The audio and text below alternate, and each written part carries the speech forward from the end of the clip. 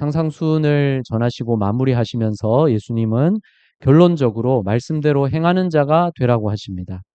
결국 이것이 필요하다는 것인데 예수님이 지금껏 하신 말씀대로 행하는 것, 이것이 중요하다고 예수님은 결론 짓고 계십니다. 그런데 우리가 제일 덜 중요하게 생각하는 것이 어쩌면 이것이 아닌가. 말씀대로 행하는 것. 물론 이렇게 해야 한다고 우리가 얘기는 많이 하는데 우리가 이것을 정말로 중요하게 생각하고 있는가? 이것을 우리는 잘 생각해 봐야 되겠습니다. 우리가 말씀대로 행하지 못해서 고민하거나 그것을 위해서 기도가 간절한 경우는 잘 없지 않습니까? 물론 있기는 하겠지만 다른 문제들을 위해서 우리가 기도하는 것이 훨씬 더 많고 그 기도가 더 간절하지 않습니까? 물론 이것이 당연하다고 할 수 있겠지만 그럼에도 이것을 우리가 생각해 봐야 되겠습니다. 예수님은 분명히 말씀대로 행하는 것이 중요하다고 하시는데 그렇다면 우리도 이것을 중요하게 여겨야 되겠습니다. 말씀대로 행하는 것이 왜 중요합니까? 말씀대로 행한다는 것은 첫째로 예수님과 어떤 관계인지를 보여줍니다. 그래서 중요합니다. 우리가 예수님과 어떤 관계여야 됩니까? 예수님이 우리의 주님이셔야 합니다. 나의 주인이 내가 아니라 또 다른 그 무엇이 아니라 오직 예수님이 나의 주인이셔야 되는 거죠. 예수님은 죄의 노예였던 나를 풀어주신 주님이시고 나에게 새 생명을 주신 주님이시고 지금도 함께 하셔서 인도해 주시는 주님이십니다. 이런 예수님을 나의 주인으로 인정하는 것, 이것이 예수님을 참으로 믿는 것이고 예수님과 올바른 관계를 맺은 것입니다. 이런 사람이 구원받은 사람이죠. 이렇게 예수님이 우리 주가 되시기 때문에 우리가 예수님께 주여라고 부릅니다. 원래 성경에서 하나님께 주여라고 부르는데 예수님도 하나님이시고 우리 구주가 되시기 때문에 하나님께도 예수님께도 우리가 주여라고 부를 수 있습니다. 그런데 예수님을 주여라고 부르더라도 사실은 예수님과 올바른 관계에 있지 않을 수가 있다고 예수님이 말씀하십니다. 21절 나더러 주여 주여 하는 자마다 다 천국에 들어갈 것이 아니요 다만 하늘에 계신 내 아버지의 뜻대로 행하는 자라야 들어가리라. 예수님께 주여 주여 한다고 해서 다 천국에 들어가는 건 아니라고 하셨는데 하늘에 계신 내 아버지의 뜻대로 행하는 자라야 천국에 들어간다고 하셨습니다. 이 말씀은 하나님 뜻대로 행하는 자라야 예수님과 올바른 관계에 있다는 말씀입니다. 그래서 이런 사람이 천국에 들어간다는 것인데 단지 하나님 뜻대로 행하는 행위가 있어서 구원받는다는 것이 아닙니다. 우리 행위로 구원받으려면 하나님 뜻대로 완전하게 행해야 하는데 누구도 그럴 수는 없겠죠. 구원은 오로지 하나님의 은혜로 받는 것입니다. 에베소서 2장 8절 너희는 그 은혜에 의하여 믿음으로 말미암아 구원을 받았으니 이것은 너희에게서 난 것이 아니요 하나님의 선물이라. 우리가 행한 일 때문에 구원을 받는 것이 아니라 오직 예수님이 우리를 위해서 해주신 일, 십자가에서 우리 대신 피 흘려 주신 일, 그 은혜에 의하여서 우리가 구원을 받습니다. 또 믿음을 통해서 구원을 받습니다. 하나님의 은혜를 믿음으로 받아들이는 자가 구원을 받습니다. 구원은 하나님이 주신 선물이기 때문에 그런데 선물을 받을 때 손을 내밀어서 그 손으로 선물을 받는 것이죠. 구원이라는 선물은 믿음으로 받습니다. 예수님을 구주로 믿는 것이 손을 내미는 것과 같고 그 믿음으로 말미암아 구원을 받습니다. 여러분 모두 다 하나님이 주시는 선물을 믿음으로 받으시기를 바랍니다. 하나님이 주시는 모든 은혜는 믿음으로 받는 것입니다. 여러분에게 그 믿음, 하나님 은혜를 받아들이는 믿음이 있기를 바라고 하나님의 은혜에 여러분을 맡기는 여러분이 다 되시기를 바랍니다. 자기 행위로 구원받는 사람은 아무도 없습니다. 행위에서 난 것이 아니니 이는 누구든지 자랑하지 못하게 함이라.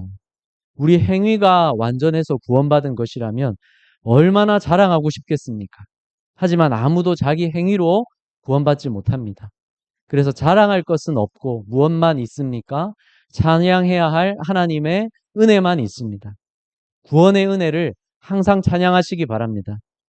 나 같은 죄인 살리신 주 은혜 놀라워. 잃었던 생명 찾았고 광명을 얻었네. 이 은혜를 날마다 되새기며 찬양하시기 바랍니다. 여기서 참된 기쁨을 얻습니다. 또 하나님 뜻대로 살고 싶은 마음이 여기서 생겨납니다. 그래서 구원의 은혜를 아는 사람은 어떻습니까? 곧 예수님과 올바른 관계가 맺어진 사람인데 이 사람에게는 하나님 뜻대로 행하고 싶은 그 마음이 있게 되는 것이죠. 그래서 하나님 뜻대로 행하는 자가 되어 갑니다. 완전하게는 아니라도 하나님 뜻대로 행하면서 살고자 합니다. 그래서 내 아버지의 뜻대로 행하는 자라야 천국에 들어가리라고 말씀하신 것은 이런 의미입니다. 예수님과 관계가 맺어진 사람, 그 사람은 아버지 뜻대로 행하는 자가 된다는 것이죠. 예. 그래서 주여 주여 했지만 천국에 들어가지 못한다는 사람들은 왜 그렇습니까? 예수님을 정말 주인으로 모신 적이 없는 것입니다. 그래서 그들에게는 하나님 뜻대로 행하는 그런 삶이 없다는 것이죠. 예. 여러분은 구원받은 은혜를 기뻐하면서 또 감사하면서 찬양하면서 말씀대로 행하는 자가 되시기를 바랍니다. 그것이 무엇을 보여줍니까? 여러분이 주님과 올바른 관계에 있다는 것을 보여줍니다. 하나님은 누구 아버지십니까? 예수님의 아버지시죠. 그런데 예수님을 나의 주님으로 모셨으면, 예수님이 나의 주가 되신 거면 이제 주님과 함께 나도 하나님을 아버지로 부르는 것이죠. 그래서 예수님이 아버지 하나님 뜻대로 항상 순종하셨듯이, 항상 그 뜻대로 행하셨듯이 나도 하나님 뜻대로 내 아버지 되시는, 우리 아버지 되시는 그분의 말씀대로 행하게 되는 이 삶이 열매로 우리에게 있게 되는 것입니다. 예. 이 열매가 있어야, 말씀대로 행하고자 하는 그 순종이라는 열매, 이 열매가 있어야 예수님을 정말 주님으로 모시고 따르고 있다는 것이 나타나는 것이죠. 여러분에게 이 열매가 나타나기 바랍니다. 말씀대로 행하는 삶은 바로 우리에게 열려지는 열매인 것입니다. 예수님과 올바른 관계가 이루어졌으면 이 열매가 열린다는 것이죠. 그런데 주여 주여 했지만 이 열매가 없는 사람들, 하나님 뜻대로 행하는 것이 없는 사람들이 많다고 예수님이 말씀하신 것이고, 이런 사람들이 많이 나올 그날을 예수님이 말씀하셨습니다. 22절 같이 읽겠습니다.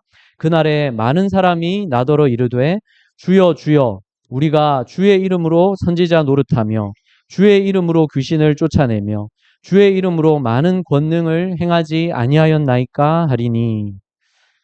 그날은 심판날입니다. 예수님이 심판주로 좌정하실 그날에 모든 사람이 예수님을 보게 됩니다. 안 믿던 사람들은 두려워하면서 그날 절망하게 될 것이고, 믿는 우리들은 기쁜 마음으로 예수님 앞에 나아갈 수가 있겠죠. 그런데 그날에 예수님께 이렇게 말하는 사람들이 많을 거라고 하셨습니다. 주여 주여 제가 주의 이름으로 선지자로 말씀을 전했습니다. 주의 이름으로 귀신을 쫓아냈습니다. 제가 주의 이름으로 능력 있게 많은 일들을 했습니다. 이렇게 많은 사람들이 얘기를 한다는 것입니다. 이런 얘기를 한두 명이 아니라 많은 사람들이 이렇게 할 거라고 하니까 대단한 사람들이죠. 그런데 예수님은 그들을 어떻게 대한다고 하십니까? 그때에 내가 그들에게 밝히 말하되 내가 너희를 도무지 알지 못하니 불법을 행하는 자들아 내게서 떠나가라. 이렇게 말씀하시면서 그들을 도무지 모른다고 하시고 쫓아낸다는 것입니다. 그들을 천국에 들여보내지 않으신다는 겁니다. 이유가 뭐겠습니까? 그들 얘기대로라면 그들은 선지자였고 또 귀신을 쫓아냈고 주의 이름으로 많은 일들을 했다는 건데 왜 천국에 못 들어가게 하시겠습니까? 내가 너희를 도무지 알지 못하니. 그들은 예수님과의 관계가 맺어져 있지 않았기 때문입니다. 그래서 예수님이 모른다고 하시는 것이죠. 예수님이 그들이 누구인지를 왜 모르시겠습니까? 그들이 누구인지, 또 그들이 말한 대로 그들이 정말로 했는지 안 했는지, 또 했다면 어떻게 그렇게 했는지 예수님이 잘 알고 계시죠. 그러나 도무지 알지 못한다고 하신다는 것은 무슨 뜻입니까? 그들이 예수님과 아무런 관계도 맺어져 있지 않다는 것입니다. 관계가 맺어져 있지 않으면 그것이 바로 예수님과 알지 못하는 것입니다. 그래서 예수님도 그들을 알지 못한다고 하신 겁니다. 그들이 예수님을 주여 주여 하고 불렀지만 정말로 예수님을 그들의 주님으로 모신 것은 아니었다는 것이죠. 그들 안에는 예수님이 계실 자리가 없었던 것입니다. 그들이 많은 일들을 했다고 말했지만 그 일들은 했을지라도 그들 마음에 주님이 계시지 않았던 것입니다. 그러면 그들이 한 일은 어떻게 한 거겠습니까? 예수님과 제자들이 했던 대로 흉내낸 것일 수도 있고, 예, 우리가 흉내는 얼마든지 낼 수 있지 않습니까? 예, 기도하는 흉내도 낼 수 있고, 예배드리는 흉내도 낼 수 있고, 주여 주여 부르는 흉내도 낼 수 있지만, 그러나 흉내 부르는 것으로 우리가 주님께 나아갈 수는 없습니다. 이 사람들은 속임수를 썼을 수도 있죠. 예, 속임수로 병자가 고침받은 것처럼 짜고 치는 고스톱을 했을 수도 있습니다. 그리고 마귀도 영적인 능력이 있습니다. 마귀도 무슨 일을 할 수도 있고, 마귀도 우리가 보기에 기적인 일이 일어나게 할 수도 있고, 마귀도 뭔가 알게 할 수도 있고, 그래서 점치지 않습니까? 마귀도 뭔가 보게 할 수도 있습니다. 그러나 그것은 하나님이 하시는 일이 아닌 것이고, 그것으로 주님 앞에 설 수가 없습니다. 그 마음에 주님이 안 계셔도 하나님이 하시는 일이 잠시 나타날 수도 있습니다. 잠시 뭔가를 체험할 수도 있습니다. 그러나 중요한 것은 뭡니까? 예수님과 내가 관계 맺어져 있는가? 이것이 영원히 중요한 일입니다. 구약에서 민수기에 보면 발락이라는 사람이 나오죠. 발람이라는 사람이 나오죠. 이 발람은 선지자였는데 하나님을 믿는 선지자가 아니라 이방 우상을 섬기는 이방 선지자 제사장이었습니다. 모압 왕이 이 발람에게 돈을 주고 일을 시키는데 이스라엘 백성들을 저주해 달라고 일을 맡깁니다.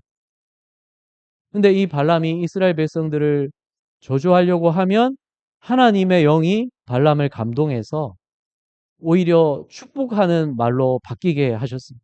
하나님이 그렇게 입술을 주장하시고 하나님의 이름으로 이스라엘 백성을 축복하는 말을 하는 그런 하나님의 선지자처럼 하나님 말씀을 전하게 하셨던 거죠. 잠시 그렇게 하나님이 주권적으로 그렇게 하셨던 겁니다. 발람은 하나님을 믿는 자가 아니지만 선지자 노릇을 할 수가 있었습니다. 하나님의 말씀으로 축복할 수가 있었습니다. 하나님의 영이 잠시 임했기 때문이죠. 그러나 그 마음에 하나님이 계십니까? 그렇지 않은 것입니다.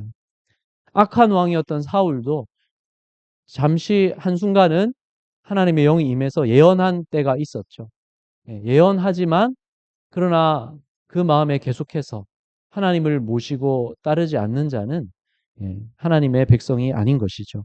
가룟 유다, 예수님을 배신한 가룟 유다도 어땠습니까? 다른 제자들과 함께 예수님과 같이 다녔고 예수님이 전도하러 보내시고 그때 제자들에게 능력도 행하게 해주셨을 때 가룟 유다도 같이 다녔으니까 가룟 유다도 능력도 행하고 전도도 하고 그러지 않았겠습니까? 그러나 가룟 유다는 예수님을 팔아넘긴 주님과 상관없는 그런 자였던 것입니다. 이처럼 그 마음에 주님이 안 계셔도 주님 이름으로 무언가를 하겠다고 할 수도 있고 그 일을 열심히 할 수도 있고 많이 할 수도 있는 것입니다. 속임수로 흉내로 그럴 수도 있고 마귀의 능력으로 그럴 수도 있고 그러나 중요한 것은 뭡니까? 주님 앞에는 그런 것들을 가지고 나갈 수 없다는 것이죠. 주님은 누구를 맞이해 주십니까? 그 마음에 예수님이 계시고 또 예수님 안에 그 사람이 거하는 그렇게 예수님과 관계 맺어진 사람. 그 사람은 언젠가 주님 앞에 기쁘게 나아가서 주님이 우리를 맞아주시는 그 기쁨의 날을 만나게 될 것입니다. 네. 그러나 주님 앞에 가게 됐을 때 누구나 곧 주님 앞에 다 가게 되고, 주님이 영원한 심판주 되시고 또 주님만이 우리를 구원하시는 구원자 되신다는 것을 누구나 결국 곧 알게 되는 것이죠. 그날에 주님 앞에 섰을 때에는 아무도 그냥 묻어갈 수가 없는 것입니다. 그냥 몇 마디 말로 어떻게 넘어갈 수가 없습니다. 몇 마디 말로 나를 어떻게 잘 포장할 수가 없습니다. 사람 앞에서는 나를 잘 포장할 수도 있고 내가 이런 것도 했고 저런 것도 했다고 그렇게 넘어갈 수도 있겠지만 하나님 앞에서는 주님 앞에서는 어떤 말로도 예, 포장할 수 없고 무엇으로도 가장할 수가 없습니다. 연기할 수가 없습니다. 주님 앞에 섰을 때는 주님과의 관계가 정말 맺어져 있는가 그것만이 중요한 것이죠. 그런데 우리가 예수님을 믿는다고 하면서도 우리의 마음에 주님이 계실 자리가 없도록 그렇게 살 수도 있습니다. 내 마음에 다른 것으로만 채우며 살아갈 수도 있습니다. 내 마음에 주님의 말씀이 없을 때 주님이 나를 인도하시는 그런 삶이라고 할 수가 없겠죠. 가시나무라는 노래 아십니까? 여러 가수들이 불러서 부를 때마다 큰 인기를 얻고 히트를 했던 그런 곡인데 원래는 가수 하덕규가 만든 노래입니다. 이 하덕규 가수였고 지금은 이후에 목사 안수를 받아서 목사님이 된 걸로 알고 있는데 과거에는 한 시대를 대표하는 그런 가수입니다. 그런데 참된 기쁨을 한때 알지 못해서 세상을 헤매면서 또 마약에도 손을 대서 심각하게 빠져 있었던 이 사람이 예수님을 만나고 모든 것이 달라지게 된 것이죠. 원래 이 가시나무 노래가 하덕규 이분이 어느 날 주님 은혜를 깊이 깨달으면서 눈물로 쓰게 된 노래라고 합니다. 원래 잘 만들었던 음악들이 있어서 그 음악들로 이제 음반이 거의 다 제작이 끝난 상태였습니다. 그런데 자꾸만 마음이 힘들고 평안이 사라져가 밤에는 잠을 못 잔. 계속 그렇게 반복되었던 것입니다. 그러다가 어느 날 교회에서 목사님 설교를 듣다가 깨닫게 된 것이 이 음악은 내가 할 일이 아니라고 하시는구나. 그렇게 깨닫게 되었고 그러면 하나님이 새 노래를 주시겠습니까? 이렇게 하나님께 구하기도 하고 그렇게 있던 어느 날에 창밖에 풍경을 보게 된 것입니다. 아직 봄이 되기 전이기 때문에 앙상한 나뭇가지만 보이고 황량한 풍경만 보였습니다. 그런데 그 황량한 풍경이 바로 내 마음 같구나. 그것을 깨닫게 된 것입니다. 내 마음이 저렇게 지금 황량하구나. 그러면서 나에게 예수님이 계셔야 돼. 이렇게 황량한 내 마음. 그런 자기의 마음을 보게 되면서 자기 안에 있는 것들을 깨닫기 시작했습니다. 내 마음에 온통 나를 위한 이기적인 마음들이 가득하고 미움이 가득하고 분노가 가득하고 거짓이 가득하고 교만이 가득하구나. 그렇지만 누군가가 이런 나를 위해 피 흘리고 계시는 그분이 바로 주님이시라는 것을 깊이 깨달으면서 그런 은혜를 깊이 묵상하고 체험하면서 그래서 한 10분 만에 금방 완성하게 된 노래가 가시나무라는 노래입니다.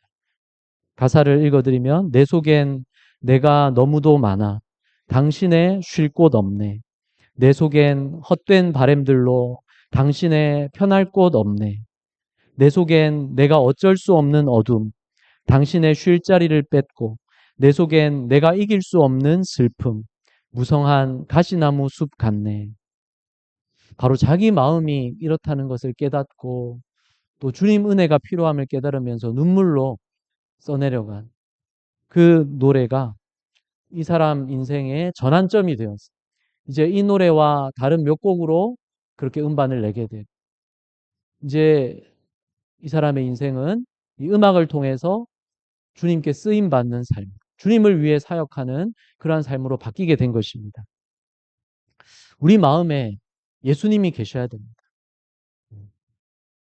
우리의 마음에 다른 것이 차지하고 있으면 예수님이 편하게 계실 수가 없습니다.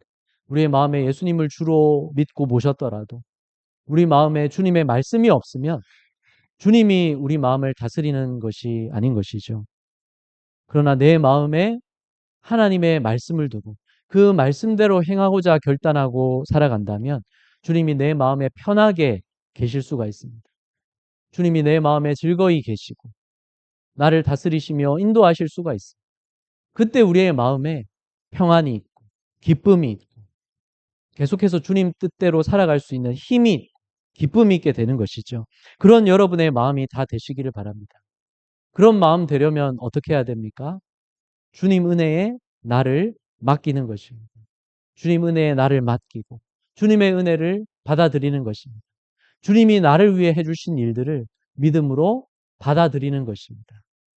그럴 때 나를 의롭다 하시고 그럴 때 나를 주님의 것이라 하시고 그럴 때 내가 하나님을 아버지라 부르며 아버지 뜻대로 행하는 삶, 주님과 동행하는 삶을 살아갈 수 있는 것입니다.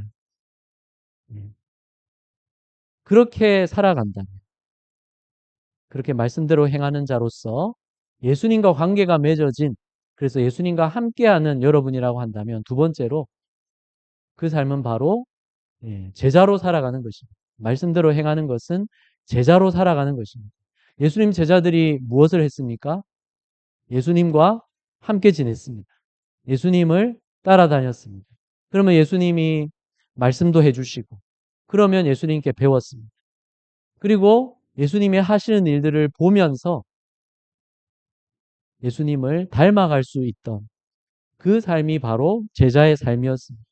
당장은 예수님이 말씀하셔도 이해 못하고 깨닫지 못해서 엉뚱한 소리를 하기도 하고 교만한 소리를 하기도 하고 제자들끼리 서로 싸우기도 하고 그래서 예수님께 책망받기도 했지만 그러나 예수님은 그들과 계속 함께 하셨습니다. 그들은 주님과 함께 했기 때문에 제자였던 것입니다. 여러분 예수님과 함께 하고 계십니까?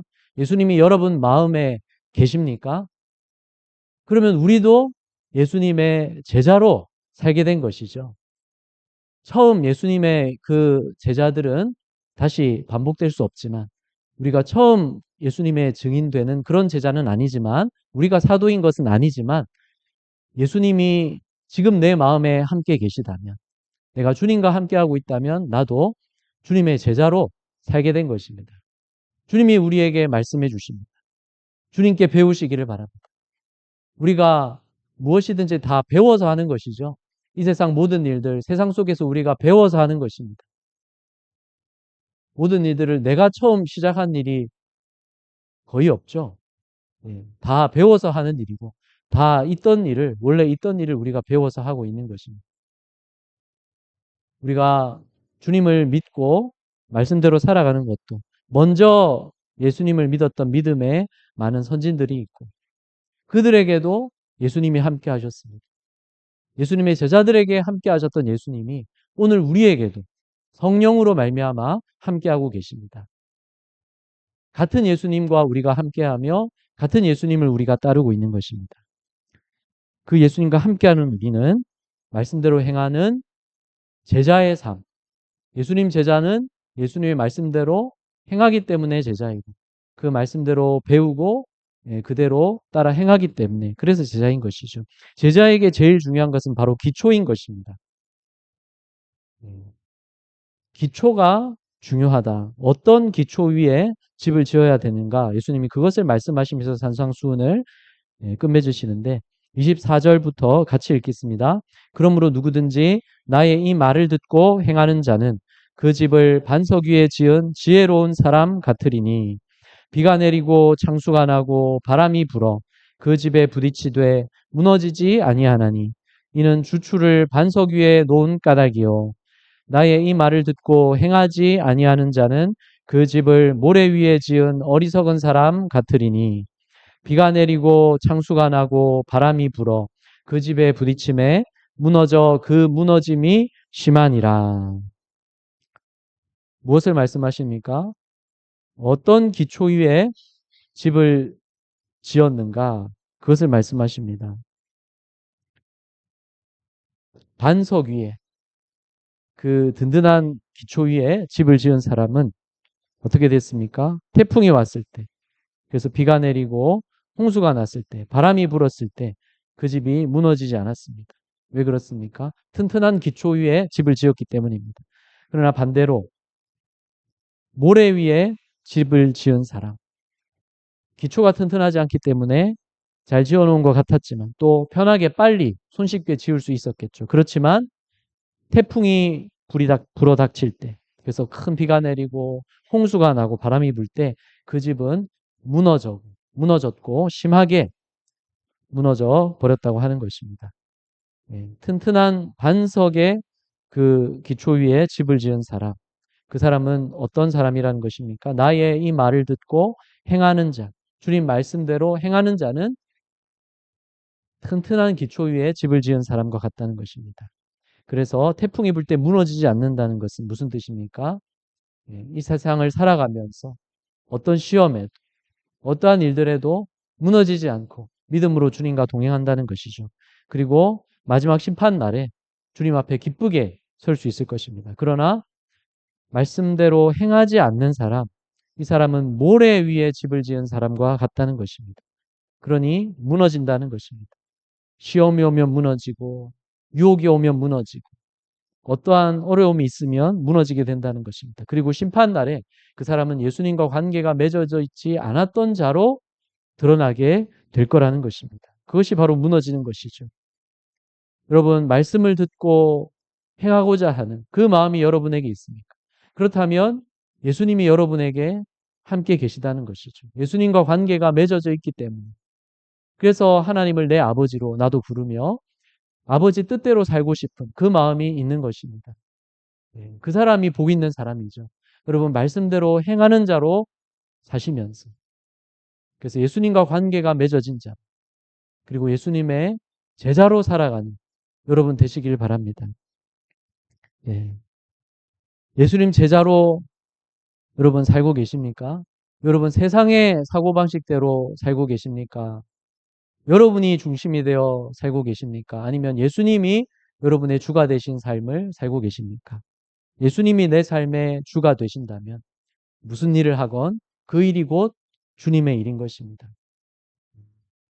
내가 일을 할 때 나의 모든 삶이 주님의 뜻대로 되어지기를 바라면서 주님의 말씀대로 행하기를 바라면서 내 모든 일을 하고 내 모든 생활을 하는 것일 때 그 사람이 바로 주님의 제자고 바로 주님의 일을 그 사람은 항상 하고 있는 것입니다. 주님이 그 모든 일들을 기쁘게 받으시고 그 모든 삶을 주님이 기쁘게 받으십니다.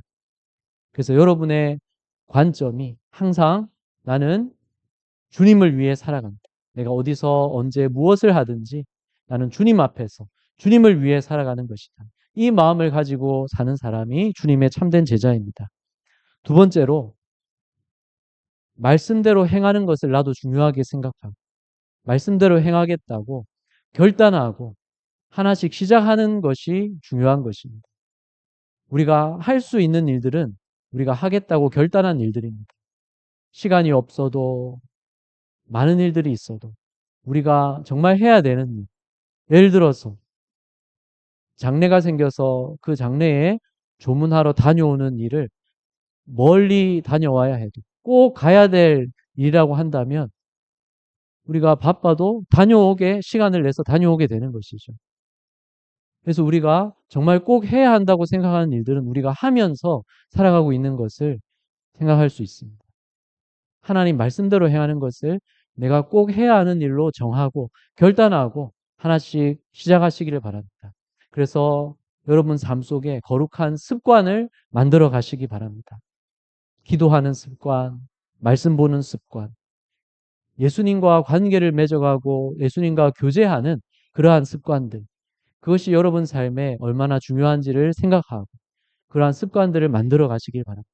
말씀대로 행하는 것이 여러분 삶에 거룩한 습관이 되어서 계속해서 주님의 제자로 참된 제자로 예수님과 함께 맺어진 자로 말씀대로 행하며 살아갈 수 있는 여러분 되시기를 주님 이름으로 축복합니다. 기도하겠습니다.